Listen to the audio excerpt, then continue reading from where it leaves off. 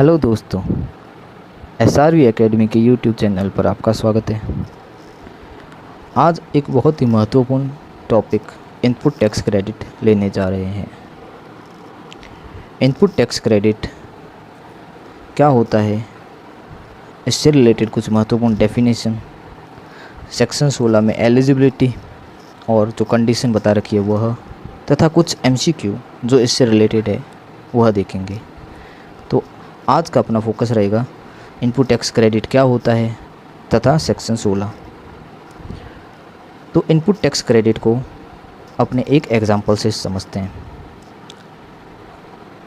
Receiver जब या recipient माल खरीदता है तो वह टैक्स का पेमेंट करता है। मान लो एक व्यक्ति है B, जो कौन है, रिसिपिएंट है, जिसने 1000 रुपये का माल खरीदा। उस पर 18% की दर से 180 रुपये टैक्स चुकाया, 180 रुपये टैक्स चुकाया। तो वह इसकी क्या ले सकता है, ITC क्लेम कर सकता है।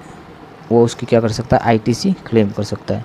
उसके लिए कुछ शर्तों को पूरा करना होगा तथा उसके लिए कुछ एलिजिबिलिटी भी है जो अपने बता रखी है सेक्शन 16 में। अब यह मैकेनिज़्म कैसे काम करता है देखते हैं। रिसिपिएंट जब गुड्स को परचेज करता है तो वह टैक्स का पेमेंट करता है। तो सप्लायर की लायबिलिटी रहती है कि वह अपनी सारी सेल्स की डिटेल, सप्लायर की लायबिलिटी होती है कि वह अपनी सारी सेल्स की डिटेल GSTR 1 के थ्रू, GSTR 1 क्या है, एक रिटर्न है जो सेल्स के लिए लगाया जाता है। GSTR 1 के थ्रू GST पोर्टल या GST साइट पर अपलोड करे। निर्धारित समय है इसके लिए बता रखा, तो वह निर्धारित समय में अपना रिटर्न अपलोड करे। तो रिसीवर जब माल खरीदता है तो वह क्या है, टैक्स का पेमेंट करता है। और सप्लायर की लायबिलिटी होती है कि वह GSTR 1 के थ्रू अपनी सेल्स की डिटेल GST साइट पे अपलोड करे। जैसे ही सप्लायर GSTR 1 के द्वारा GST साइट पर रिटर्न अपलोड करता है तो रिसिपिएंट का जो GSTN होता है, GSTN मीन्स GST का नंबर, ठीक है। तो GST नंबर के द्वारा रिसीवर के इलेक्ट्रॉनिक क्रेडिट लेजर में रिसीवर के इलेक्ट्रॉनिक क्रेडिट लेजर में वह अमाउंट ऑटोमेटिक शो होने लग जाती है कि आप इसमें इलेक्ट्रॉनिक क्रेडिट लेजर में ऑटोमेटिक शो होने लग जाती है कि आपने इतना माल, इतने वैल्यू की आपकी टैक्स क्रेडिट है जो पड़ी है, जिसका आप यूज कर सकते हो। इलेक्ट्रॉनिक क्रेडिट लेजर में 180 रुपये जो इसने टैक्स चुकाया वह इसके GSTR 2A क्या है, ऑटो पॉपुलेटेड रिटर्न है जो कि ऑटोमेटिक जनरेट होता है, जिसमें परचेज से रिलेटेड जो टैक्स चुकाया है उसकी डिटेल शो होती है। तो ये कैसे था, रिसीवर जब माल खरीदा तो सप्लायर द्वारा GSTR 1 लगाने पर रिसीवर के अकाउंट यानी कि इलेक्ट्रॉनिक क्रेडिट लेजर, 3 प्रकार के क्रेडिट लेजर होते हैं, तो कैश, क्रेडिट और लायबिलिटी। तो क्रेडिट लेजर में अमाउंट शो होने लग जाती है। अब रिसीवर द्वारा जब आगे माल को सप्लाई किया जाता है तो वह 180 रुपये की क्या ले लेगा, क्रेडिट ले सकता है। वह GST साइट पर 180 रुपये की ITC क्लेम कर सकता है। अब इसमें ये जो इन कीवर्ड जो इस चैप्टर से रिलेटेड जो डेफिनेशन है वह भी देख लेते हैं। डेफिनेशन को पहले इस एग्जांपल में आसान भाषा में समझते हैं। जो ये 180 रुपये, इसको बोलते हैं इनपुट टैक्स।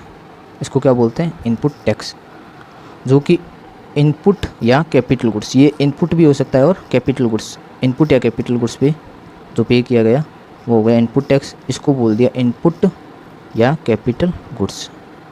और इनपुट टैक्स क्रेडिट क्या हो गया, इनपुट टैक्स क्रेडिट बोलते हैं अपने इनपुट टैक्स की क्रेडिट लेना। इनपुट टैक्स की ये जो 180 रुपये इसकी क्रेडिट लेना ही क्या होता है, इनपुट टैक्स क्रेडिट। तो सेक्शन 263 में बताया गया है इनपुट टैक्स क्रेडिट क्या होता है, क्रेडिट ऑफ इनपुट टैक्स। फिर कैपिटल गुड्स क्या होता है, कैपिटल गुड्स मीन्स गुड्स जैसे बुक्स ऑफ अकाउंट्स में कैपिटलाइज किया गया है, वह गुड्स जैसे बुक्स ऑफ अकाउंट्स में कैपिटलाइज किया गया है, जैसे बिजनेस में यूज किया गया है, जैसे बिज़नेस में यूज किया गया है या किया जाएगा। उसके बाद आगे बात करें कैपिटल गुड्स के बाद input. Input means any goods other than capital goods, any goods other than capital goods, उसे क्या बोलते हैं? इनपुट बोलते हैं। और इनपुट टैक्स क्या हो गया? रजिस्टर्ड व्यक्ति के संबंध में इनपुट टैक्स से मतलब कोई भी प्रकार का central tax, state tax, union territory tax, तो वह क्या होता है? इनपुट टैक्स होता है। जिसमें क्या क्या शामिल है? इंपोर्ट ऑफ गुड्स पर IGST जो पे किया है वह, या 9(3) या 9(4) जो RCM से रिलेटेड है उस पर जो टैक्स पे किया गया वह। इसी के सिमिलर IGST एक्ट में सेक्शन है 5354। इसी से सिमिलर 93, 94 से सिमिलर SGST जो रेस्पेक्टिव एक्ट SGST है उससे रिलेटेड, ठीक है। लेकिन इसमें क्या शामिल नहीं है? Composition levy. कंपोजिशन लेवी क्या होता है? स्मॉल डीलर के लिए कंपोजिशन स्कीम बनाई गई है, तो कंपोजिशन स्कीम में जो टैक्स चुकाया जाता है तो वह इसमें शामिल नहीं है। यानी कि कंपोजिशन स्कीम पे जो टैक्स चुकाया जाता है वह इसमें शामिल नहीं है।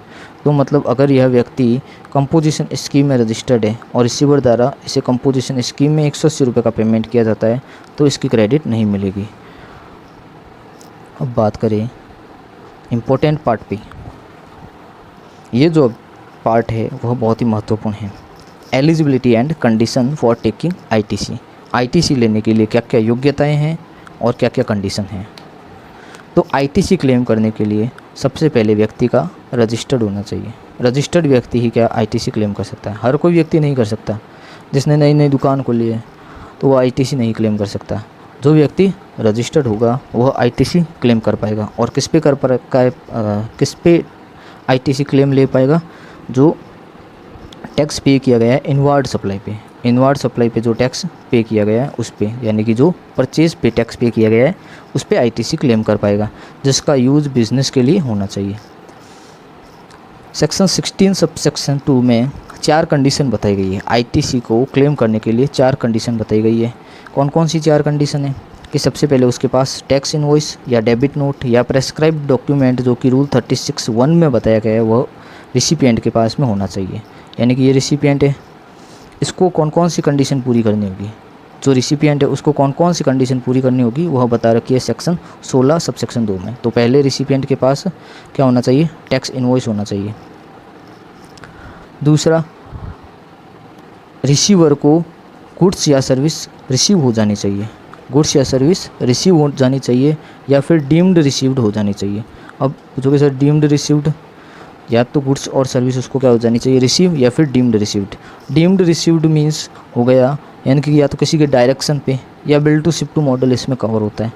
Bill to ship to model, bill to ship to model क्या होता है इसको देखते हैं।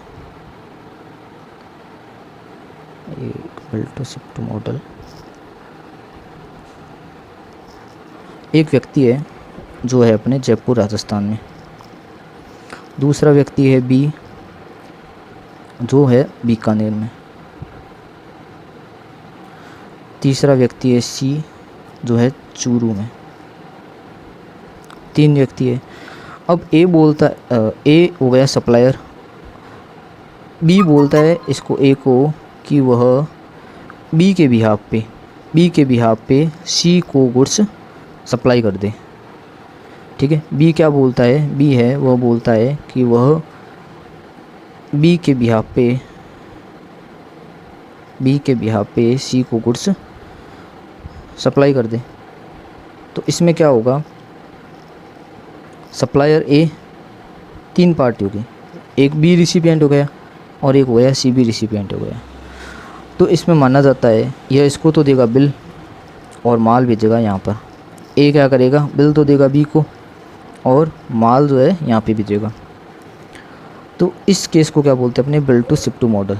Bill to ship to model में यह मान लिया जाता है कि रिसिपिएंट द्वारा गुड्स को रिसीव किया गया है, रिसिपिएंट द्वारा गुड्स को रिसीव किया गया है। इसमें 2 सप्लाई होती है। पहली सप्लाई होती है ए से बी के बीच में और दूसरी मानी जाती है बी और सी के बीच में। और ए और बी के बीच में मान ली जाती है डीम्ड रिसीव्ड हुआ है और बी और सी के बीच में भी एक दूसरी सप्लाई मानी जाती है। तो डीम्ड, ये bill to ship to model में डीम्ड रिसीव्ड के केस में भी क्या है? मान लिया जाता है कि इसने कंडीशन पूरी कर दी है। तो पहली कंडीशन क्या थी कि रिसिपिएंट के पास टैक्स इनवॉइस होना चाहिए, जो माल उसने परचेज किया है उसके पास उसका बीचक बिल होना चाहिए। दूसरा, उसको गुड्स या सर्विस रिसीव या डीम्ड रिसीव हो जानी चाहिए।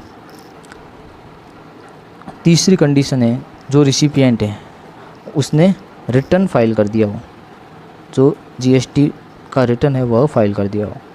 चौथी कंडीशन हो जो उस सप्लाई पे टैक्स बनता है उसका एक्चुअली में पेमेंट कर दिया गया हो, उस टैक्स का एक्चुअल में पेमेंट कर दिया गया हो। अगर गुड्स लॉट में रिसीव होता है तो जब लास्ट लॉट रिसीव होगा तो आईटीसी क्लेम की जाएगी। जैसे इसको भी एक एग्जांपल के थ्रू देखते हैं। जैसे ए है, वह बी को माल बेचता है, ए बी को माल बेचता है। अब वह क्या करता है, टुकड़ों टुकड़ों माल बेचता है। टुकड़ों टुकड़ों मीन्स पहले बेच दिया इसने एक पार्ट, ठीक है, फिर बेच दिया दूसरा पार्ट, फिर भेजा तीसरा पार्ट। मतलब जो गुड्स था उसका अलग अलग लॉट में अलग अलग डेट में भेजा। ये मान लो भेजा 1 तारीख को, ये भेजा 5 को, ये भेजा 7 को। तो जब लास्ट लॉट बी को रिसीव होगा, जब लास्ट लॉट यानी कि 7 तारीख को बी को रिसीव होगा तो 7 तारीख को वह क्या है आईटीसी क्लेम कर पाएगा। मतलब पहली और 5 तारीख को वह आईटीसी क्लेम नहीं कर पाएगा। यानी कि जब गुड्स अपने लॉट में गुड्स रिसीव्ड हो लॉट में तो आईटीसी कब, ITC allowed upon the receipt of last lot. एक फिर पॉइंट है, अगर टैक्स कंपोनेंट पे if depreciation claimed on tax component तो ITC not allowed, ITC not allowed.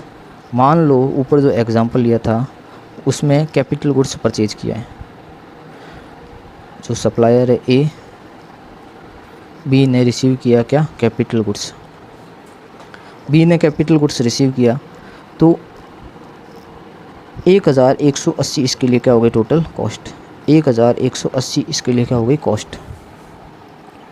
अगर बी 1180 यानी कि इंक्लूडिंग टैक्स इंक्लूडिंग जीएसटी पर डेप्रिसिएशन चार्ज करे तो वह जो आईटीसी है वह क्लेम नहीं कर पाएगा। तो ये क्या कंडीशन है, 16 सबसेक्शन 3 में क्या कहा गया है, 16 सबसेक्शन 3 में क्या कहा गया है कि अगर कोई व्यक्ति टैक्स कंपोनेंट पे डेप्रिसिएशन चार्ज करे तो वह आईटीसी क्लेम नहीं कर पाएगा।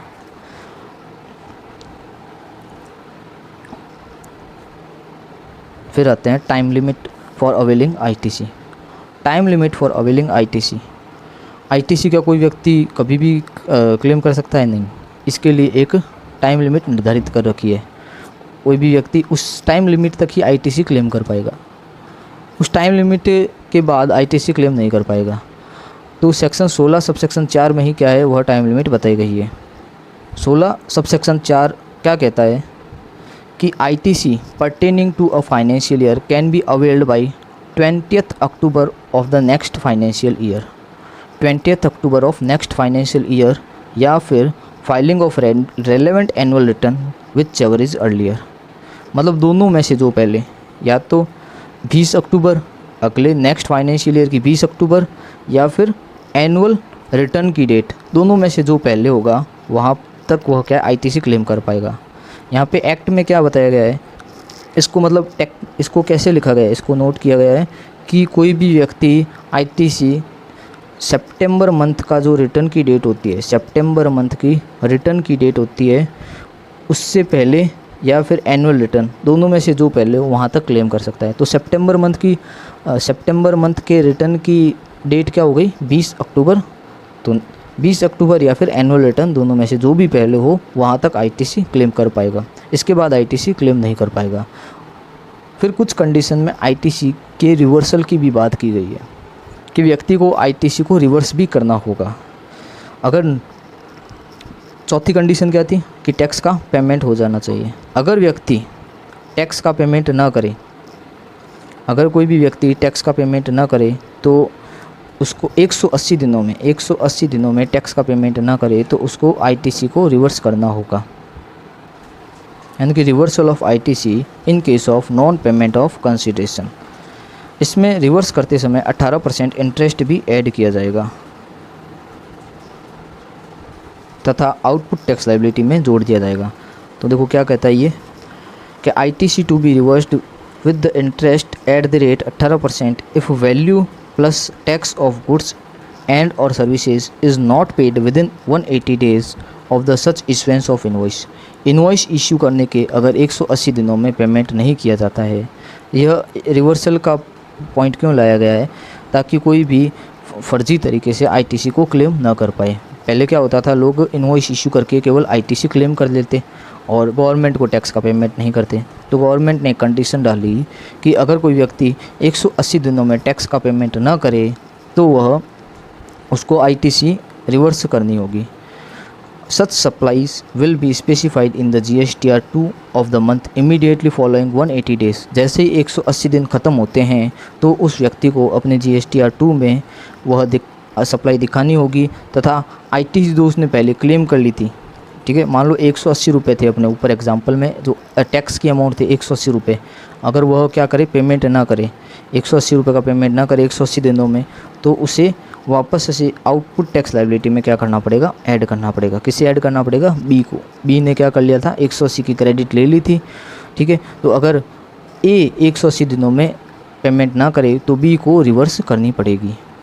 बी नहीं, इसमें हो जाएगा हाँ, बी अगर 180 दिनों में ए को पेमेंट ना करे, बी अगर जैसे उधार खरीदते हैं ना, क्रेडिट पे कोई ख़रीदता है, तो बी ने मान लो अगर उधार खरीदा और वह टैक्स का पेमेंट ना करे 180 दिनों में, तो उसको क्या करनी पड़ेगी, ITC को रिवर्स करना पड़ेगा। और इसके एक्सेप्शन की बात करें कि 180 दिनों की कंडीशन कहाँ पे नहीं लगेगी, तो रिवर्स चार्ज के केस में तथा डीम्ड सप्लाई विदाउट कंसिडरेशन के केस में 180 दिन की कंडीशन नहीं लगेगी।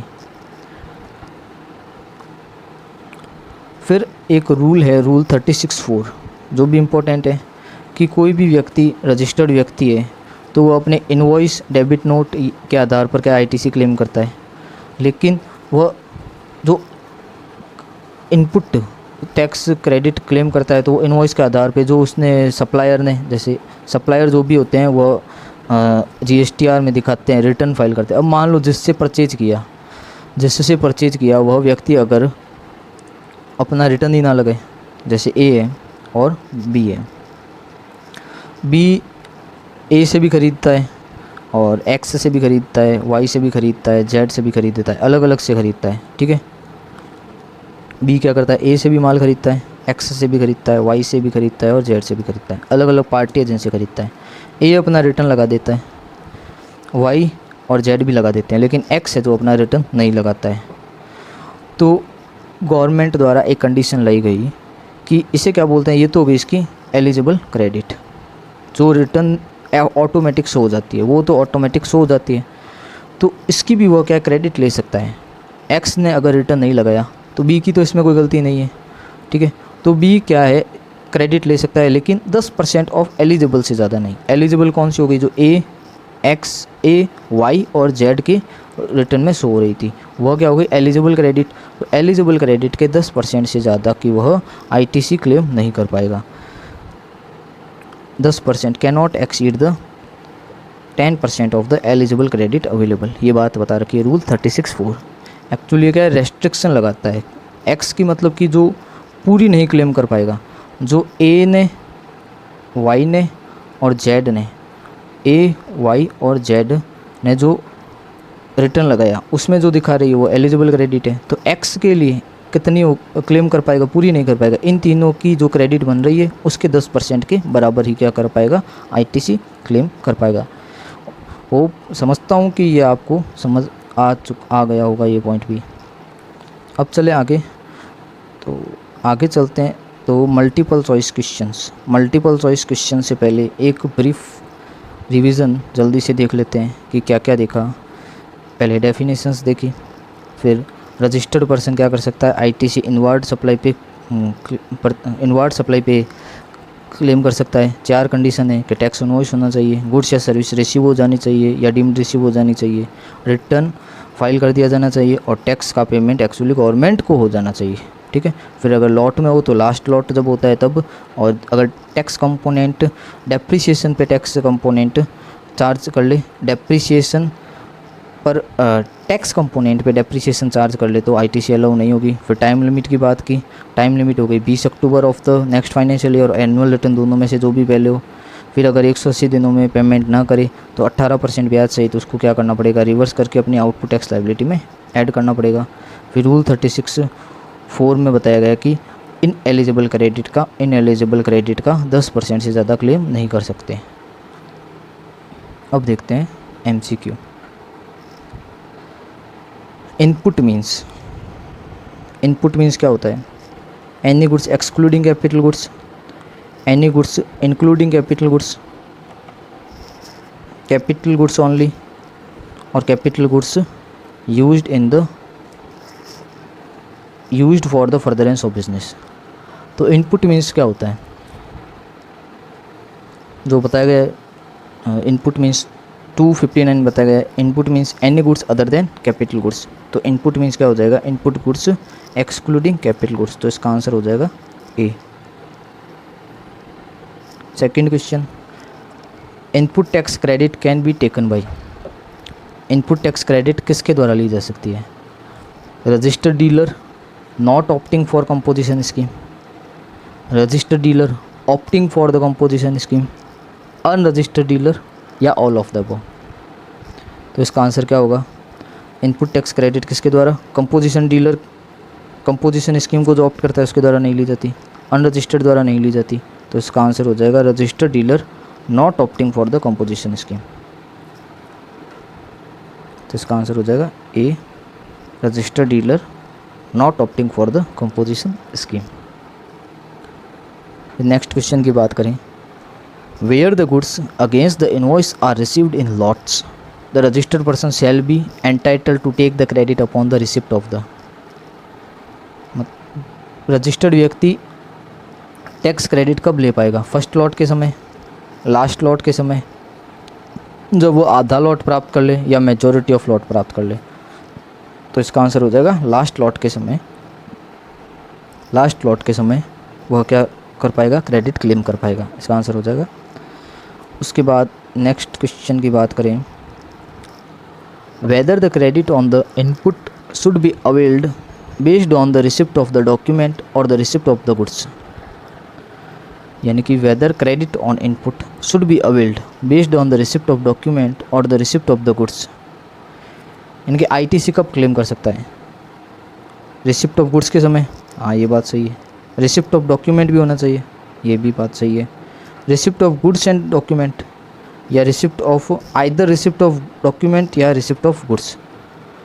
तो इसमें दोनों ही कंडीशन पूरी होनी चाहिए। उसको गुड्स भी रिसिप्ड होना चाहिए या डीम्ड रिसीव हो जाना चाहिए, और डॉक्यूमेंट से इनवॉइस भी उसको क्या होना चाहिए, उसके पास इनवॉइस भी होना चाहिए। तो इसका आंसर हो जाएगा C, receipt of goods and document. In which of the following situation tax payer need to be reverse the tax credit already taken. किस सिचुएशन में टैक्स पेयर को अपनी आईटीसी जो ले रखी है उसको वापस से रिवर्स करना होगा? अगर वह 90 दिन में पेमेंट ना करे, 45 डेज में पेमेंट ना करे, या 180 दिन में, या फिर नन ऑफ द अबव। तो इसमें से क्या हो जाएगा? सी, अगर 180 दिनों में पेमेंट ना करे। If the payment is not made to the supplier within the 180 days from the date of invoice. Next, what is the time limit for taking ITC? ITC लेने के लिए टाइम लिमिट क्या है? ITC 180 दिनों में, 1 साल में, या फिर 20 October of the next financial year, और date of with the annual return which is earlier, या नो लिमिट। तो इसका आंसर हो जाएगा 20 October of the financial year और एनुअल रिटर्न, दोनों में से जो भी पहले हो वहाँ तक वह क्या कर सकता है? आईटीसी क्लेम कर सकता है। नेक्स्ट, तो ये था अपने सेक्शन 16 से रिलेटेड महत्वपूर्ण MCQ। तो इसमें अपने सेक्शन 16 का डिटेल में एक एक पॉइंट को अच्छे से देखा, तथा इससे रिलेटेड जो MCQ बनते हैं वह भी जो एग्ज़ाम में आ सकते हैं वह देखे। आईटीसी का चैप्टर थोड़ा टेक्निकल तथा हैवी है, तो इसको छोटे छोटे 2-3 पार्ट में अपने कंप्लीट करेंगे। इनपुट टैक्स क्रेडिट, इसमें अपने सेक्शन 16 जो थी वो इम्पोर्टेंट है, वो आज देख ली। इसके बाद सेक्शन 17 जिसमें आगे ब्लॉक क्रेडिट वगैरह वो सब, वो भी अच्छे से नेक्स्ट वीडियो में देखेंगे। तब तक नेक्स्ट वीडियो तक गुड बाय।